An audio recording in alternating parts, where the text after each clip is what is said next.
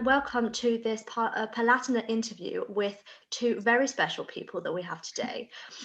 So today I've got the pleasure of interviewing Ava and Tom about their newest magazine that they've set up, which is called Parlatinate.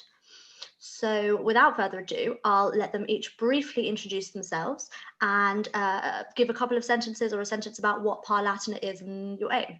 Ava, do you want to go first? So I'm Ava. I am one of the co-founders and co-editors of Parlatinate. I'm currently on my year abroad in Limoges, France, having finished my Italian placement, which was in Catania. And honestly, I love Italy. I really have always loved Italy. And I also just love writing about anything culturally in general. So I guess Parlatinate is just the perfect combination of the two of it. I'm writing about Italian culture, kind of just everything I wanted. Fab, thank you. And Tom, what about you? Okay, so like both of you, I'm also on my year abroad at the moment, and I'm actually in Italy right now. I came back after Christmas, which was difficult with COVID and Brexit, but it worked. So I'm in Modena, which is in Emilia-Romagna. The closest sort of big city would be Bologna, and I'm on a study placement right now. And next term, I'm going to be going to France. But like Ava, I've got a huge passion for all things Italian. I suppose I always have done, and that was probably the main driving factor behind getting this sorted with Ava. We both share this passion for Italian culture, Italian language, everything to do with Italy. So it made sense to do this and to get it sorted during our year abroad when we're really immersed in the culture. Amazing, thank you. So just a little bit about me. I'm Erin. I'm also a fellow language student. I'm currently in Paris on my year abroad, and I'm really excited to hear a bit more about this new project. So without further ado, you both talked a little bit generally about what gave you the idea to set up Parlatinate, having a general interest in Italian culture. Was there anything in particular that drove you to set up Parlatinate? Any particular events, any particular ideas that came to mind? Well, interestingly, actually, the main reason that I thought it would be a good idea personally, Ava's reasons might be a bit different, but it was to do with the COVID lockdown. And essentially, whilst at home, studying for the exams in May last year, I was thinking back to a book that we studied in our first year of Italian, which was The Decameron by Boccaccio, an Italian author, in which a group of people from Florence flee the city during the plague and live in a villa, and they tell stories each night to pass the time. And I thought that in this period of lockdown, when people are sort of thinking too much about the virus and maybe have cabin fever, things like that, it would be a good idea to try and allow people to have a platform where they could talk about things that they're passionate about. And for me, that's Italy. So I came up with various ideas of what we could do for that. And the obvious thing to me was a magazine. So I messaged Ava because despite being super busy with dancing and choreography and all things theatrical, she also, despite not having the time to do everything, says yes to every challenge. So I knew that it was quite obvious that Ava would be a good person to go to. So I messaged her after a trip to Catania that I did on my year abroad and asked her if she would be interested to get involved with this. And within about 20 minutes of her saying yes, she'd come up with a strategy for social media planning and marketing, those kind of things. And from what had been just a little nice idea during the pandemic, soon became quite a serious idea that we've taken much further since. So I don't know if Ava has anything to say about that, but yeah, that's where the idea came from. Yeah, it was like when Tom brought the idea to me, I just thought it was honestly the most amazing idea because I've said I am quite like a cultural journalist, and when in my head I tend to, if I've seen a show, I've sort of already got the plot, the format of a review going. it's like I had article ideas, and I don't know, it just got the ball rolling, and suddenly I'm thinking like social media and like formatting and just things I had never really considered were coming to me.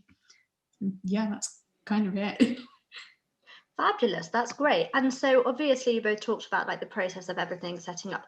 I was wondering, since you were both, when the article idea came, the magazine idea came about, you were both in Italy at the time, am I right? Yes. Yeah. So to what extent, and if so, how much, did your year abroad experiences and your experiences in Italy kind of inform either the idea for the magazine or how it came about?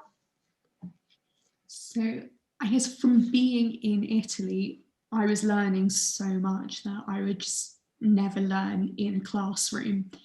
And with any opportunity to share something like that with as many people as possible. So the big one that comes to my mind from being in Sicily is, in Sicily, they have their own sort of version of the scone debate.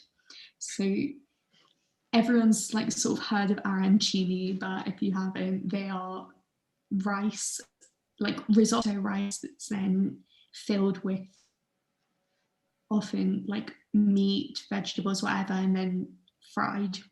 And in Catania, the part of the island that I was on, they call them arancini singular, it'd be arancino. On the other side of the island, it's arancine singular, arancina. That's not the sort of thing that you would learn in a classroom, but that is the sort of thing that I would find seriously interesting in a cultural magazine. Yeah, it's exactly to do with that I also thought that the year abroad had a bit of an influence on the whole magazine, the way in which we would take it, because I'm sure both of you will agree that living in a country, as Ava's just said, really informs your sort of ideas about the country, the people, everything about it. And if it goes right, you become so much more passionate about the culture whilst you're out there. But I did realize that we're very fortunate to be able to be out here, you know, being given a grant to come and study or working in this country, or any country that you're studying or working in, where not every person gets this opportunity. And some people might not even get to Italy in their lifetime. But because we're fortunate enough to do this, we get to live the Italian experience. Not everyone gets that. So we thought that a magazine would at least be a door or sort of a way in which people could experience Italy without having necessarily been there, because anyone who has been or anyone who has any experience with anything Italian can contribute to this magazine or read this magazine and just learn a bit from everybody. I mean, the title Parlatinate, parla is like the imperative of is speak up, you know, telling people to have a voice and to talk about Italy, really. And so anyone who's got anything to say about Italy is welcome to talk about it and to inform other people about their passion. And through that, even if people can't get to the country, they can at least learn about the country in ways they wouldn't be able to do otherwise. Absolutely, that's fabulous.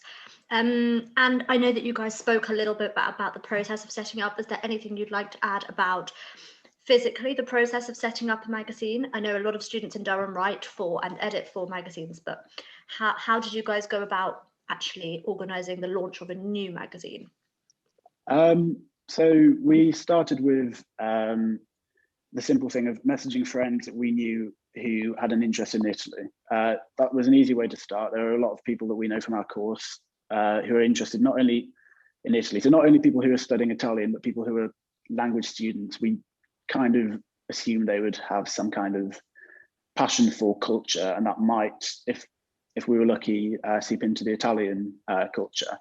And it did, by and large. So we messaged people, they were happy to contribute. They messaged the heads of the department, who we asked to send an email to their students asking for more contributors. And they did, and we got a good response from that. And then we got in touch with the Durham Italian Society, who had been kind enough to create a sort of a link with us where we advertise their things, they advertise our things, they call for contributors for us, we post their things on our social media. So we created links in order to try and get contributors. And we've got contributors from all sorts of different departments, whether that be Italian, you know, other languages, classics, economics, maths, all sorts of different people are coming together to write, because even if you don't share the same subject, we all share the same passion for Italian. So that's kind of how we started getting it together. Anything to add, Ava, or are we happy to move on? No, happy to move on. That is the answer. Fabulous. Well, that sounds like quite a lot of projects, a lot of tasks going on. How did you guys manage to juggle everything, or how are you, not past tense, present tense, continuing to juggle everything that's involved with setting up a new magazine with the kind of energy and excitement that is a year abroad in the time of COVID? So, just quite simply, we're a team. It's not one person working on it. I mean, we've actually got quite a large team of contributors, and by and large, they have been amazing at getting articles to us very quickly on the most amazing topics, and also just using each other like, on the editing side. I think we are a really good team. I know, even if I might drive Tom a little bit insane for messaging like every 5 seconds with something else, but yes, we use each other, and that's just how it gets done. Yeah, exactly that. We've been really on it with messaging each other, making sure that we both agree with what we're proposing. That's been good. And with both of us, because we both love all things Italian, we're very keen to make this a very good magazine so that other people can share that passion. And the nice thing is that when we've asked people to write articles, because they're interested in what they're writing, they're being responsive. They are the contributors that we have are willing to spend a bit of time to make an article that they want to write about, because that's what it is. We're asking people to write about what they want to write about, and so it's actually been quite easy getting people to do it. It's not really as if we're having to push people. At the moment, that's been a really easy side of things. Great, thank you. So that leads me nicely into my next question. So it's really great that there's so much excitement and energy building up around this project. Do you, as editors, have any idea of a vision for the articles, the vision for the magazine, a direction you want to take? Where do you kind of see this magazine going? Okay, so actually from the start, we've agreed, and I think it will stay this way because it works, that we're very open with how the whole magazine will go. If somebody wants to write something, we're happy for them to just write about what they want, as long as it's got a link to Italy. So we're allowing any topic as long as it's related to the Italian imaginary, the Italian experience in general. So whether that be within the Italian peninsula or anywhere else that's associated with Italian culture. So for example, people could write about Italian American history, for example. Erin, you wrote a really, really lovely article about the Italian influence in Paris, predominantly with regards to gastronomy. And that's what we want people to know, is that you don't have to have been to Italy to write about this, to write for this article. You just have to write about something to do with Italy. And that the nice thing about Italian culture is that it's transnational, it's all over the globe. And if you've got anything to say about it, we're happy to have it in our magazine. And in the same sense, we aren't asking for a particular style. We're happy for people to write in their own way because we want people's voices to be heard. And we decided that if we ask people to write in a formal manner, it might mute their passion, and we don't want that. We've had some submissions to do with, we've had some submissions which are really formal and academic, others which are chatty, others which involve poetry, memoirs. So it's a whole range of things. And as editors, we're not there to correct your style. We're just there to put it into a magazine so that your voice is heard. And that's essentially what we're wanting. We just want people to share their passion. Anything to add, or all good? It's pretty much that. It is a collection of voices who have something to say about Italy. So we're not going to limit anything. We want it to be mainly pitch-led, and it's our job to put it together in a way that makes sense as an ensemble. Fabulous. So you guys have touched on this before, so feel free to, we can move on if there's nothing that you want to say, but I'll ask the question anyway. So you guys have touched on the fact that you're not just looking for students studying Italian. How do you plan on attracting articles from students who might have a keen interest in Italian culture, but may be put off by the fact that it is an Italian magazine and they may not necessarily study Italian? So I guess the first, we are asking for submissions. So absolutely anyone can write for us, like we will take anything. And also, I think due to some of the topics that we've had, which aren't like Italian student topics, I think as it goes on and as people are reading it, people will realise that absolutely anyone can have a connection to Italy. Like, bold statement coming up, and I truly stand by this. I do believe every single student has some sort of connection to Italy. Think about the number of times you eat pesto pasta in a month. I rest my case. And also, I guess we're not even just looking for writers. Like, a magazine needs cover artists. If you think you want to draw something related to Italy, we really want it. Yeah, absolutely. We're looking for anything that is used in journalism or writing in general. Cover artists, graphic designers, anything to add to the feel of Italy. If you've got a particular recipe, for example, that you cook, which seems Italian, add it to the magazine. We'll be happy to take it. And if you've watched a film on Netflix, which is based in Italy, but might not even be Italian, by director or actor, you can write a review about it. We'll be happy to take that. It's literally anything to do with Italy. You know, like Ava said, everyone has something to do with Italy in some way, even if they don't actually realize it. Fabulous. So it's clear to see that you guys both have a great passion for Italian culture and all things Italy. And I'm wondering, outside of necessarily just the magazine, but of course this might come through in the magazine, what part of Italian culture or history or society or language particularly interests you? Gosh, there's so many ways in which I could answer this, but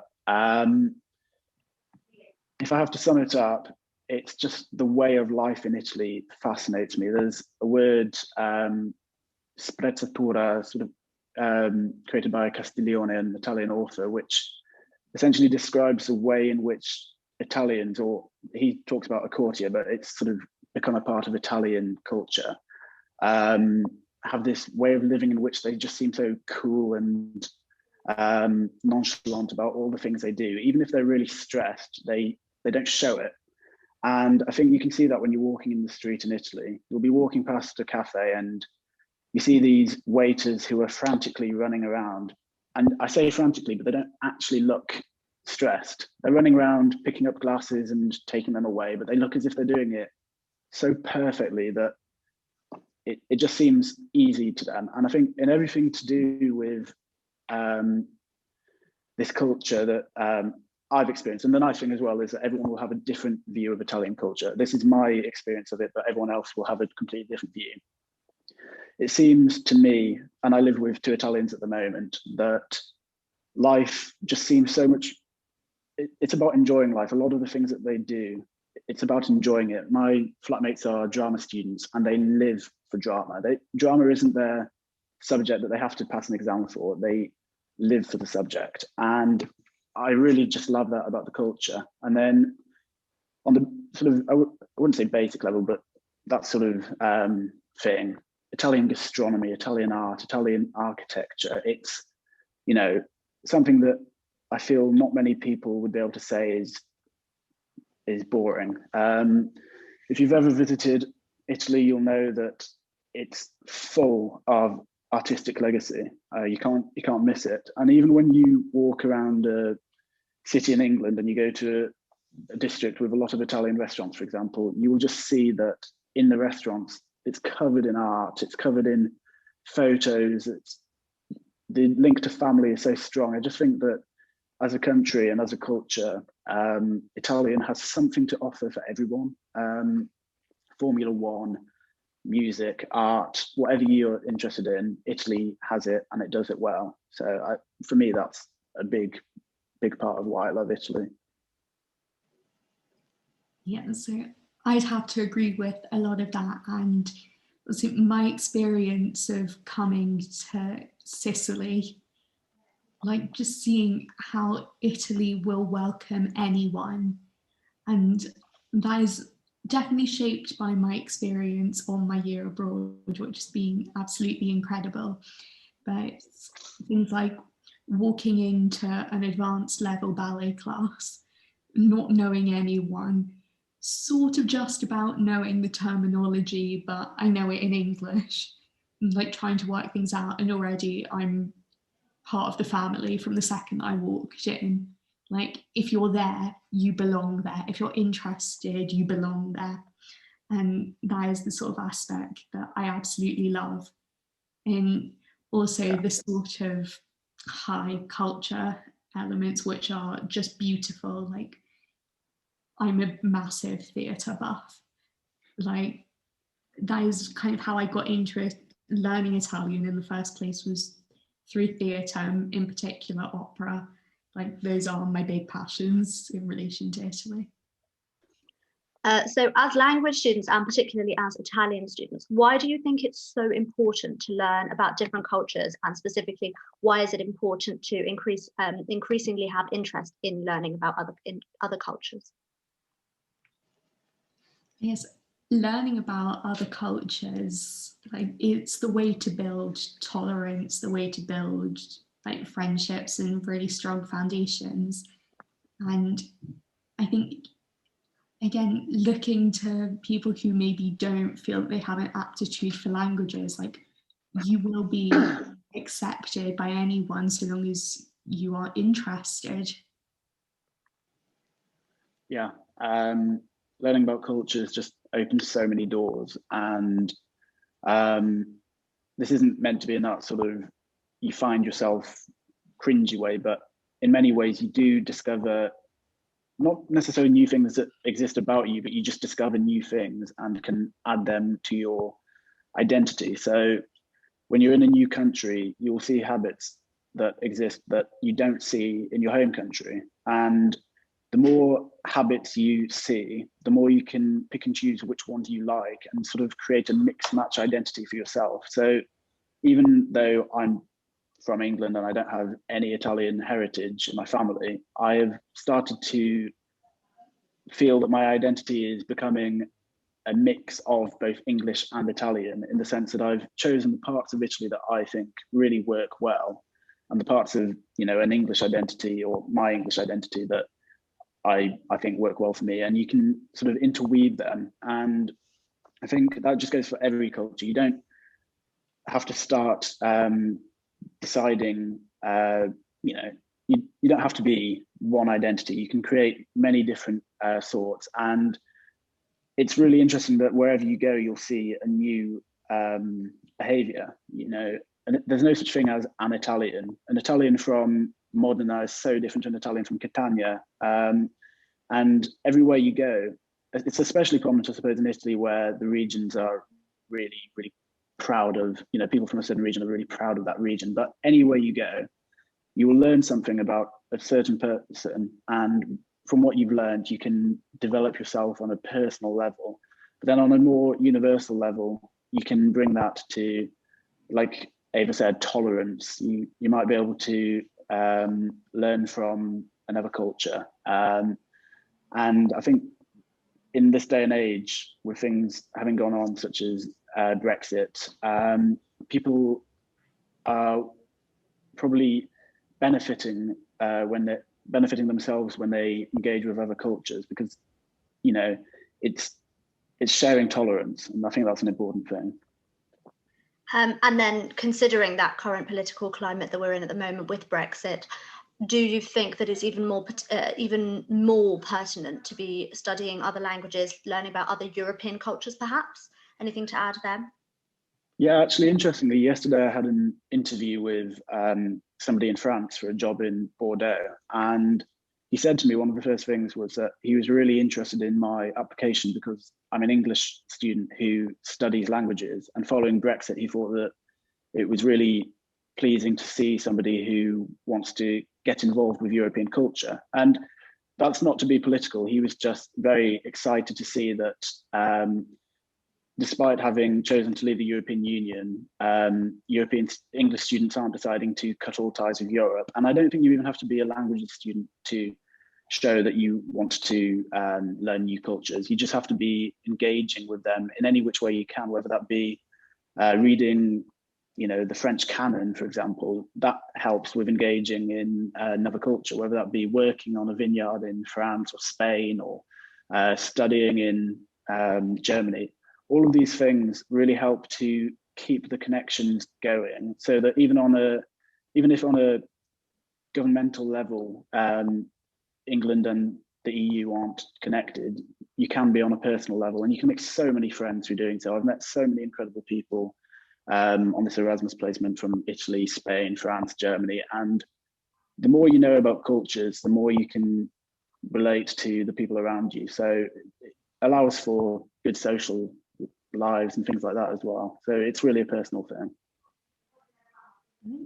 Also, you can say on a wider scale, like international relations, like Italy has offered so much to the world, even though you don't have countries in other continents speaking Italian, you can still feel the Italian influence everywhere. They do have a massive international network.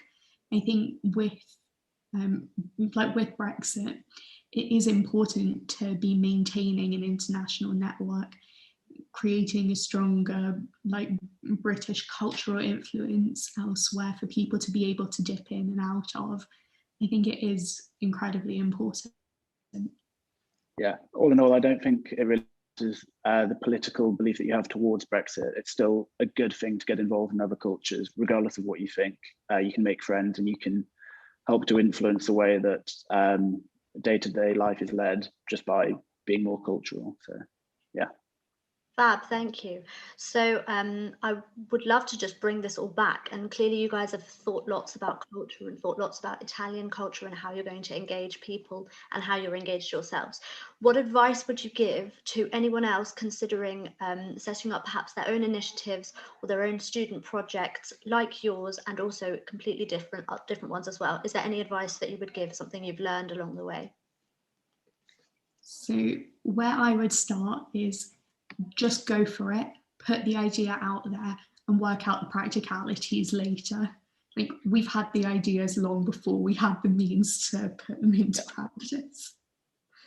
Definitely, that's such a big thing. If you've got the idea, as long as you like it, there's probably going to be someone else in the university who does also like it. And thankfully I knew that Ava would, so it was easy for me. But with that in mind, if you can find a team to do it with a team. It makes it so much easier to have somebody else. If you can find 10 people to do it with, and they're trustworthy and reliable, do it with 10 people. I just think it's so much easier to do it with somebody else, so that you're not on your own, because things like social media posts, for example, you don't feel so much like you're